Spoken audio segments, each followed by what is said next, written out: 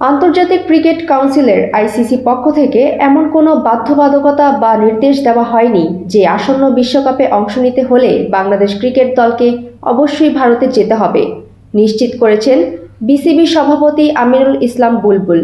মূলত মধ্যরাতে ক্রিক ইনফোর একটি প্রতিবেদনকে কেন্দ্র করে সামাজিক যোগাযোগ মাধ্যমে ব্যাপক উদ্বেগ ছড়িয়ে পড়ে।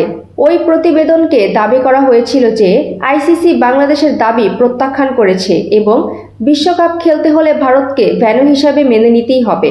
এই খবরের সত্যতা যাচাই করতে বিসিবির একাধিক পরিচালক ও সিইওর সঙ্গে যোগাযোগ করা হলে তারা জানান যে এ ধরনের কোনো বার্তা আইসিসির পক্ষ থেকে আনুষ্ঠানিকভাবে আসেনি। বিসিবির সভাপতি বুলবুল দ্ব্যর্থহীন কণ্ঠে বলেন, আইসিসি আমাদের কাছে জানতে চেয়েছে আমরা কেন ভারতে যাব না।